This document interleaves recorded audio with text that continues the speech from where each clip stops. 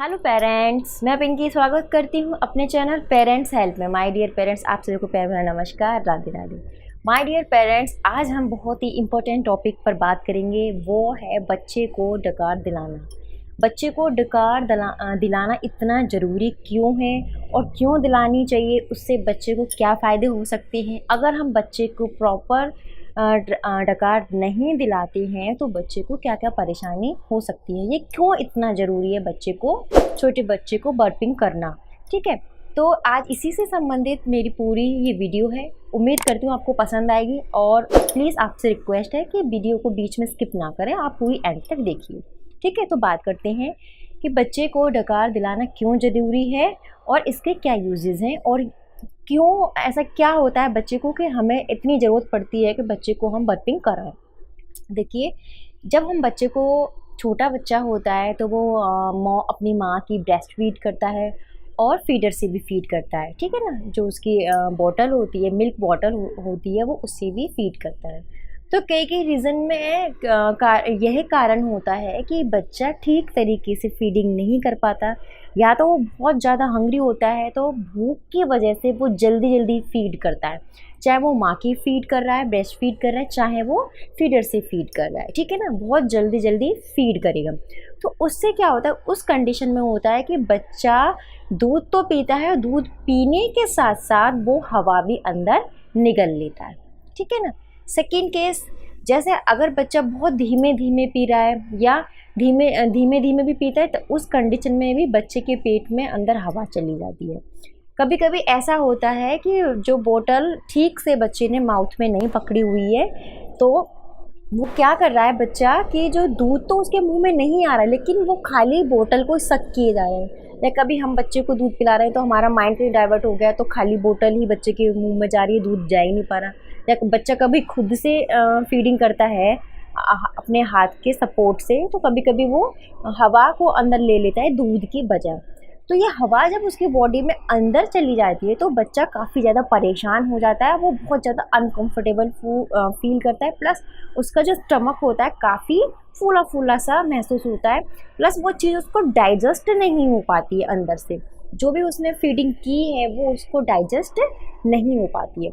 ये जो बच्चे को डकार दिलाना ज़्यादातर 6-7 महीने तक बहुत ज़्यादा ज़रूरी होता है। उसके बाद बच्चा बड़ा हो जाता है और वो अपने आप ही डकार ले लेता है आसानी से, क्योंकि उस समय बच्चा क्रॉलिंग करना स्टार्ट कर देता है, बैठना शुरू कर देता है, उसके मूवमेंट स्टार्ट हो जाते हैं, तो वो इजीली डकार लेने में कैपेबल होता है। लेकिन बच्चा 6-7 महीने तक का है तो उस कंडीशन में उसको डकार दिलाना माँ की बहुत बड़ी जिम्मेदारी बन जाती है। अगर हम भूल जाते हैं, नहीं दिलाते हैं या हम उसको स्किप कर देते हैं तो बच्चे को बहुत ज़्यादा परेशानी होती है, वो इरिटेट होता रहता है, क्योंकि वो चीज़ उसके अंदर जो भी उसने फीडिंग किया है दूध, वो ठीक से डाइजेस्ट नहीं हो पा रहा है और वो फूला फूला सा उसको महसूस हो रहा है।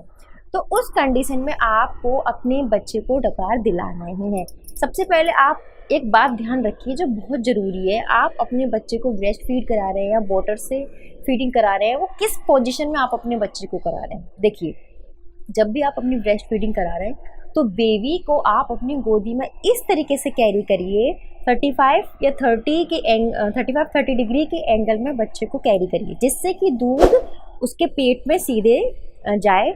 अगर आप इस तरीके से बच्चे को लोगे तो बच्चा उसको परेशानी होगी और अफरा सा लगा रहेगा, पेट फूला फूला सा उसका हो जाएगा, ठीक से अंदर उसके पेट में दूध नहीं जा पाएगा। तो आप इस तरीके से थोड़ा सा स्लाइडिंग में, आपको अगर प्रॉब्लम है तो आप अपने घुटनों के नीचे तकिया भी लगा सकते हैं, या तकिया नहीं लगा सकते तो बच्चे को अगर आप गोदी में ले रहे हो फीडिंग कराने के लिए तो बच्चे के नीचे तकिया लगा लें, जिससे कि वो एंगल बन जाएगा और बच्चे का दूध एकदम नीचे जाएगा और उसे दूध को डाइजेस्ट करने में परेशानी नहीं होगी, प्लस उसका पेट फूला फूला सा नहीं होगा। ठीक है, जब भी आप फीडिंग करा रहे हो, किसी भी तरीके से करा रहे हो, उसको डकार दिलाएं।